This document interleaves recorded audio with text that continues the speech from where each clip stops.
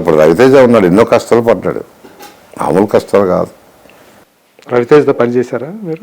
Raviteja assistant, మన నిండే పిల్లలకి అసిస్టెంట్ డైరెక్టర్ కదండి. అవును కదా. వంశీ తీసిన సినిమాకి నేనే కదా అవన్నీ చేసింది. ఖడ్గం చేయలేదండి. ఖడ్గానికి గెటప్పులు కాడి చేశాను. సింధూరం అవును, దానికంటే ముందు సినిమా సింధూరం, గులాబీ, జేడి ఏమైనా కష్టపడకుండా వచ్చాడు, బ్రహ్మాజీ కష్టపడకుండా వచ్చారు, ఇప్పుడు సుఖపడుతున్నారు. ఇండస్ట్రీలో కష్టపడినాడు ఎప్పుడు సుఖపడతాడండి. ఫస్టే వచ్చి స్టార్టింగ్ ఇదంటే కష్టం, కానీ డెఫినెట్గా కష్టం ఉంటుందండి ఇండస్ట్రీలో. సుఖాలు, కష్టాలు, దుఃఖాలు. చేదు అనుభవాలు అన్నారు కదా, ఏ తరహాలో ఉంటాయి ఆ చేదు అనుభవాలు అంటే? ఏముంటుంది, ఇప్పుడు మేకప్ మ్యాన్గా ఇప్పుడు ప్రొడ్యూసర్ రమ్మంటాడు, సినిమా నీదే అంటాడు. ఓకే, అక్కడికి వెళ్ళిన తర్వాత వేరే ఇచ్చేసాను చంద్ర, నీకు లేదంటారు. అది నా విషయంలో చేదు అనుభవం. చేదనుభవం అంటే ఏదో ఇది కాదు చెప్పేది. అట్లా కొన్ని మిస్ అవుతా ఉంటే అప్పుడు మనకు బాధ అనిపిస్తుంది. అది ఇది. సో మొత్తం ఏం సంపాదించుకున్నారు మీరు? మంచి పేరు సంపాదించుకున్నాం. చంద్ర మంచివాడు సంపాదించుకున్నాం. ఆర్థికంగా వెల్ ఆఫ్. ఈ సినిమా రిలీజ్ అయితే వెల్ ఆఫ్ అదే తెలియదు. ఇప్పుడు వరకు వెల్ ఆఫ్. ఇక సినిమా సంపాదించుకుంది అంతా పెట్టా సినిమాలో. ఈ సినిమాకి పెట్టేశారా? రేపు నా సినిమా జనాల్లోకి వెళ్ళి బాగుంది అనుకుంటే వెల్ ఆఫ్. బాగా పెట్టడం అంటే ఆల్రెడీ మీరు ఏదైతే బ్యాంక్ బ్యాలెన్స్ లేకపోతే అట్లాంటిది ఏదైనా ఉందో అంతవరకు పెట్టారు, లేకపోతే ఆస్తులు కూడా బ్యాంక్ బ్యాలెన్స్ ఎంత పెడతాడు? 5 లక్షలకి 6 లక్షలకి ఎక్కడ వస్తాడు సినిమా? బ్యాంక్ బ్యాలెన్స్ మాట్లాడే దగ్గర ఎంత ఉంటుందండి? కోట్లు అయితే ఉండవు. తనఖాలు పెట్టారా? ఆస్తులు తనఖాలు పెట్టారా? ఏ ఉండాల్సినవి పెట్టాల్సినవి పెట్టేస్తాం. అంటే సినిమా అనేది అంత డేంజరస్ 100% గేమ్ అది. అవును, లాటరీ. అవును, అయితే అవుతుంది, లేకపోతే అంతే. పైగా ఏంటంటే మీరు అబ్బాయిని పెట్టి ఒక కొత్త అబ్బాయి, ఎవరికి తెలియదు ఇప్పుడు దాకా ప్రపంచానికి, మీరు గేమ్ ఆడుతున్నట్టు డేంజరస్ గేమ్ ఆడుతున్నారు. పైగా మీరే డైరెక్ట్ బ్లైండ్ గేమే. మరి ఏంటి పరిస్థితి? ఏమాత్రం అటు ఇటు అయినా ఏముంది, అటు అయింది అనుకోండి, ఏ మిరపకాయ బజ్జీలో వేసుకుంటా. ఇటు అయింది అనుకోండి, కార్లో మామూలుగా ఇలాగే తిరుగుతా. ఇంకా అంతకంటే మనిషికి ఏమవుద్దు ముత్తు గారు? అది కాదు సార్, మనం పుట్టంగానే సంపాదించాల. మా ఫాదర్ మాకు 100 కోట్ల ఆస్తి ఇవ్వాల. నా కష్టార్జితం మీద చేసుకొని పెట్టాను. ఒక అంబిషన్ మీద దేవుడి దయ మీద పెట్టాను. సినిమా బాగా తీశాను. పోద్ది అని ఎందుకు అనుకోవాలి? అనుకోకూడదు నిజానికి. కానీ డిసైడ్ అయ్యాను. నేను చెప్తున్నా కదా, నేను డిసైడ్ అయితే రెండో కోణం కూడా మనం ఆలోచించుకొని దేవుడు పెట్టుకో తప్పదు. ఎంత ఖర్చు పెట్టారు మొత్తానికి? దగ్గర 5.5 దాకా అయింది నాకు. నిజంగా? రేపు సినిమా చూస్తే తెలుస్తుంది. చెప్తున్నా కదండి, అనంత శ్రీరామ్ ఏంటి, నేను చెప్పే పేర్లు ఏంటి, వాళ్ళ రిమండేషన్ ఎంత అనుకుంటున్నారు? ఎంత తీసుకుంటున్నాడు అనంత శ్రీరామ్? అవి చెప్పకూడదు, మనం చెప్తాను ఎంత తీసుకుంటాం, ఏం చేస్తాం మనం. అవి బాగా చేయకూడదు కదా, చెప్పకూడదు కదా. అందుకే అంత బాగా పాటలు వచ్చినాయి.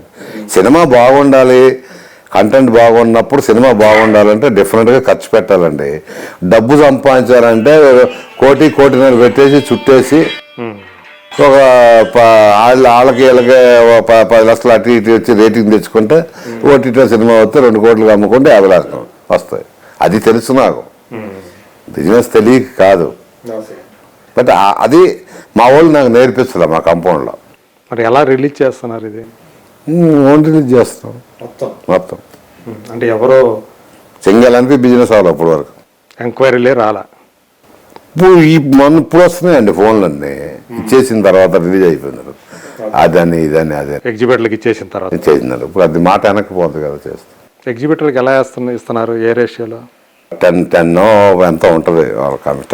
10% 15%. టోటల్ రిస్క్ అయితే మీరే చేస్తారు? 100%. చాలా అంటే నేను చూశాను, చాలా మంది ఆర్టిస్టుల్ని వీళ్ళని చూశాను.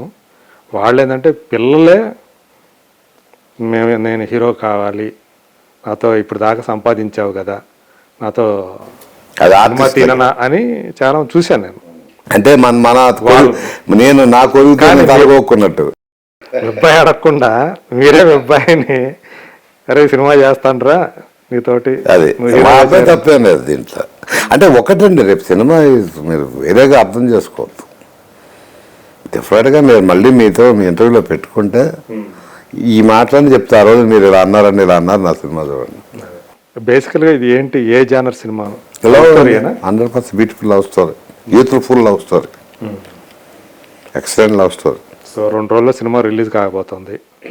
సో మీ అబ్బాయి గురించి చెప్పాలంటే ఒక ఆర్టిస్ట్గా మీకు ఏమనిపించింది స్క్రీన్ మీద మీ అబ్బాయిని చూసుకుంటే? మెచ్యూరిటీ ఆర్టిస్ట్ లాగా చేశాడు, బాగా 10 సినిమాలు చేసిన వాళ్ళలాగా చేశాడు. ఎందుకంటే కొత్తగా ఉన్న వాళ్ళకి కెమెరా ఫీల్ ఉంటుంది, ఆర్టిస్టులు అంతా ఉన్నప్పుడు ఆల్రెడీ చూస్తే ఫీల్ ఉంటుంది, అదేం కనపడదు. సాంగ్స్ మీరు చూసే ఉంటారు, చాలా ఈజీగా చేశారు పర్ఫార్మెన్స్. సాంగ్స్లో అట్లా కాదు, కష్టపడినట్టు చేశాడు. మా అబ్బాయి తప్పే బ్రహ్మాండంగా ఉంటుంది చేశాడు.